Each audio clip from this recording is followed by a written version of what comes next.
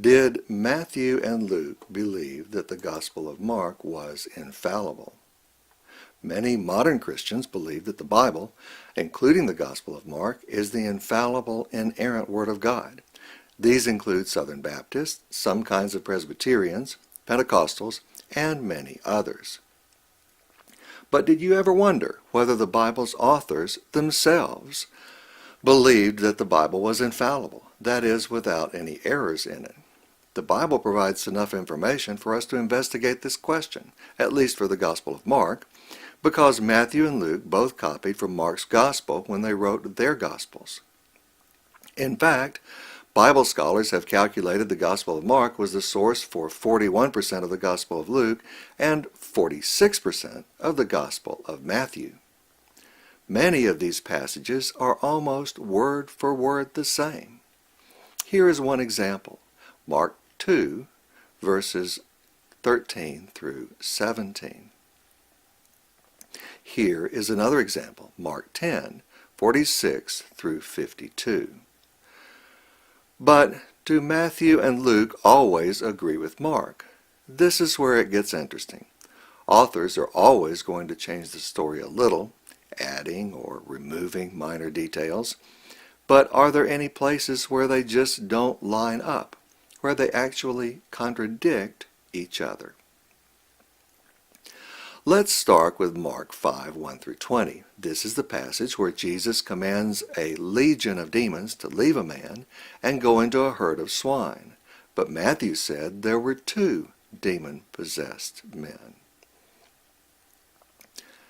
Moving just a few verses ahead, we find the story of Jesus raising Jairus' daughter in Mark 5, 22 through 43. This is actually 2 stories, a story within a story, because while Jesus is walking to Jairus' house, Jesus heals a woman who has a flow of blood for 12 years. Before Jesus heals the woman with the flow of blood, Mark says that Jairus said that his daughter was at the point of death, or near death, and asked Jesus to come to his house so that she may be healed, not that she would be raised from the dead. But Matthew says that Jairus said that his daughter was dead. In Mark 6, 8 through 9, Jesus sent out his apostles to perform miracles. Mark says that he gave them a short list of things to take with them, which included a staff and sandals.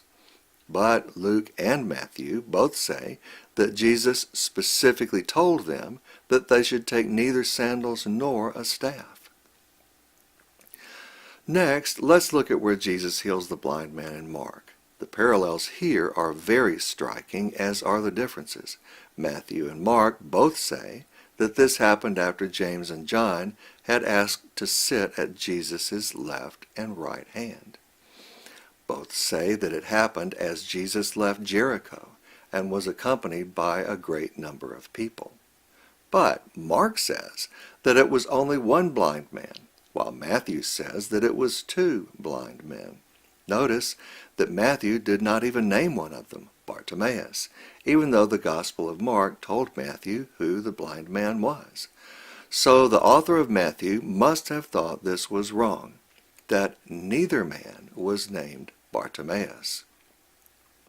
Even though there was only one blind man in Mark and 2 in Matthew, these men say almost exactly the same thing. Have mercy on us, Son of David. The crowd rebukes the blind man, or men, in both stories. This tells us that these events are the same event, because it could not have happened twice.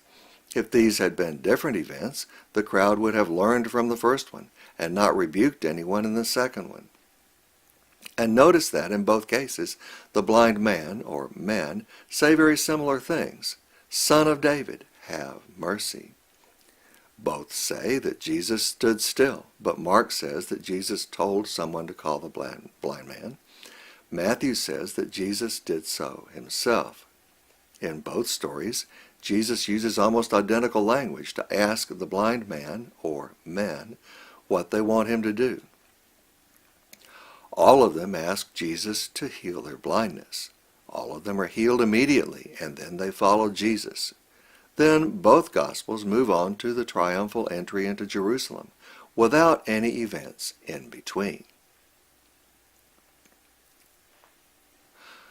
Shortly after the triumphal entry into Jerusalem, Matthew says that Jesus threw the money changers out of the temple, and then he cursed the fig tree.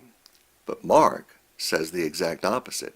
Jesus cursed the fig tree, and then he threw the money changers out of the temple. Matthew and Mark also disagree about when the fig tree died.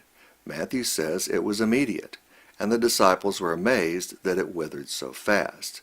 But Mark says that the disciples only heard Jesus curse the tree and did not notice it was dead until the next morning. A few days later, all of the Gospels say that Jesus and his disciples had the Last Supper. At this supper, according to Matthew and Luke, Jesus told Peter, "This very night, before the cock crows, you will deny me 3 times." But according to Mark, the cock would crow twice before Peter denied Christ 3 times. Mark goes on to say that these 2 cock crows occurred at different times. So, according to Matthew and Luke, Peter denied Christ 3 times and then the cock crowed. But according to Mark, the cock crowed after Peter's first denial, but before the other 2. Then it crowed again after Peter had finished denying Christ 3 times. Matthew and Luke disagree with several things that Mark says about Christ's resurrection. First, Mark says that the stone door of the tomb was already rolled away when the women got there. But Matthew says that the women were present when the angel rolled the stone away. There is just no way that both of these reports can be true. Matthew had a copy of Mark's Gospel, and he obviously believed that Mark was wrong. Next, Matthew says that the angel sat on the stone after he rolled it, and was sitting on the stone when he told the women that Christ had risen. But Mark says that the women had entered into Christ's tomb, and saw a young man sitting inside the tomb who told them that Christ had risen. Luke not only disagrees with Mark about where the angel was when he told the women that Christ had risen, he also disagrees about the number. Mark said that there was 1. Luke says there were 2. Once again, you just cannot line these up.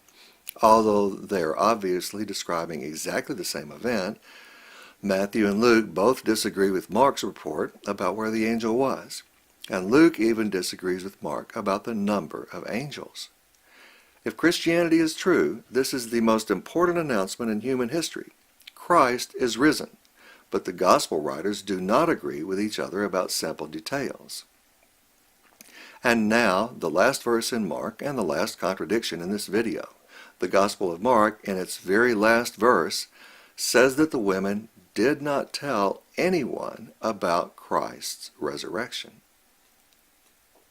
But Matthew and Luke say the exact opposite, that the women quickly ran to tell the disciples that Christ had been resurrected.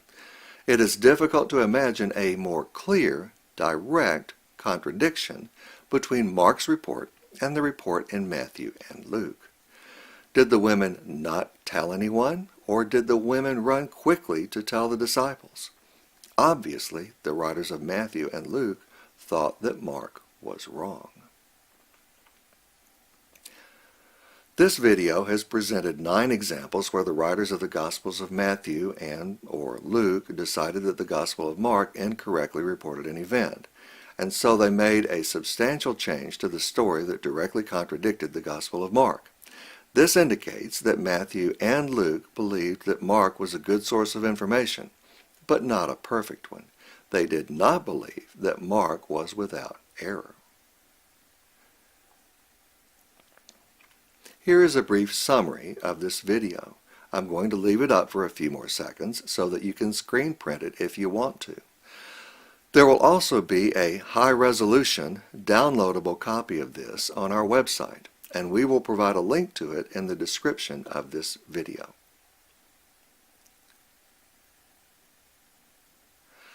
Thank you for watching our video. For a transcript of this video and a high-resolution downloadable copy of the summary you just saw, please visit our website, freethinkersbooks.com. If you liked our video, you'll probably like some of the other videos on our YouTube channel. We have dozens of great videos on our channel, and we have put some suggestions here and in the YouTube description. Thanks again.